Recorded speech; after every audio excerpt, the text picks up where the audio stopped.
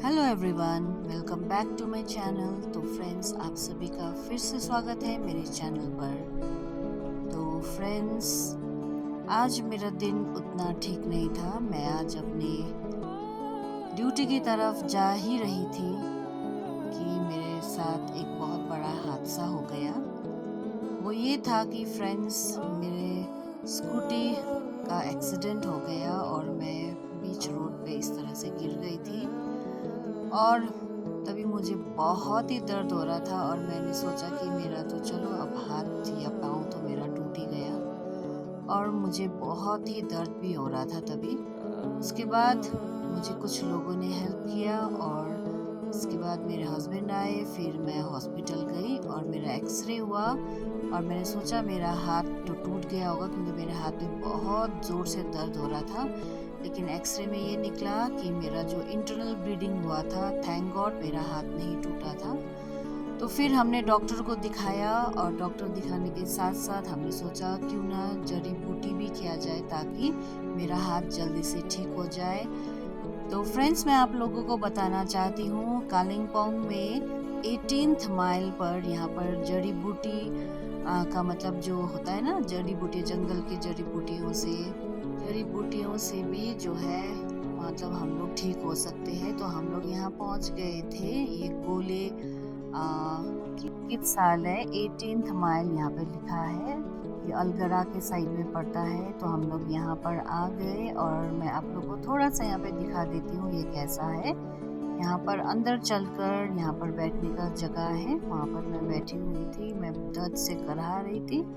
फिर वहाँ की आंटी आई, फिर उन्होंने जो दवाई बनाया था ना उन लोगों का, जड़ी बूटी जितना भी मेडिसिनल प्लांट से यहाँ पे बनाते हैं, यहाँ पे पहाड़ पर ये बनता है और यहाँ पे बहुत दूर दूर से लोग आते हैं जिसके मतलब हड्डियाँ टूट जाती है हाथ पाँव की, तो यहाँ पर ठीक भी हो जाते हैं। तो मैंने भी सोचा क्यों ना मैं भी इसको ट्राई करूं। वैसे तो मैंने डॉक्टर को दिखा दिया था, फिर भी मैंने सोचा कि जड़ी बूटियों से मेरा कुछ भला हो जाए, मैं जल्दी से ठीक हो जाऊं, क्योंकि मेरा हाथ बहुत ही फूल गया था और अंदर से बहुत दर्द भी कर रहा था।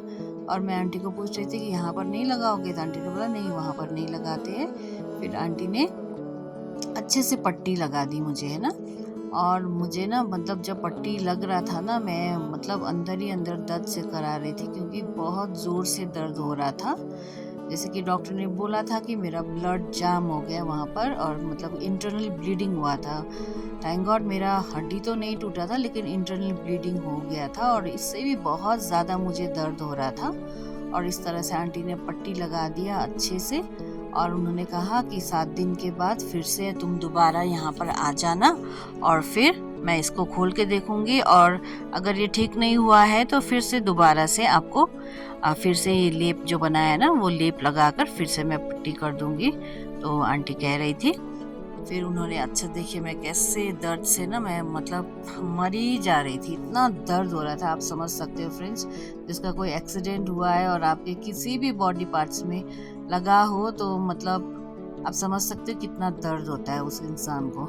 तो मुझे भी बहुत दर्द हो रहा था और मन ही मन में प्रेयर भी कर रही थी, गॉड को थैंक भी बोल रही थी क्योंकि मतलब मेरा हड्डी नहीं टूटा था, है ना। फिर आंटी ने अच्छे से पट्टी लगा दी और उसके बाद ऊपर से जो जो जो प्लास्टर लगाने वाला होता है ना, वो भी अच्छे से लगा दिया। आंटी बोल रही थी कि इससे जो है आपका स्टेबल रहेगा, आपका खिसकेगा नहीं, है ना पट्टी। तो इस तरह से लगा दिया फ्रेंड्स।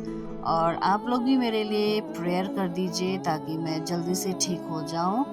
और इसी कारण से भी मेरा ब्लॉग कंटिन्यू नहीं आ रहा था क्योंकि जो है मुझे बहुत ही एक्सीडेंट के कारण मुझे टोटली रेस्ट करने के लिए बोला था और मैं ब्लॉग भी नहीं बना पा रही थी। तो इस तरह से मुझे अच्छे से उन्होंने ये लगा दी थी पट्टी और फिर उसके बाद मुझे कुछ मेडिसिन भी उन्होंने दिया था खाने के लिए।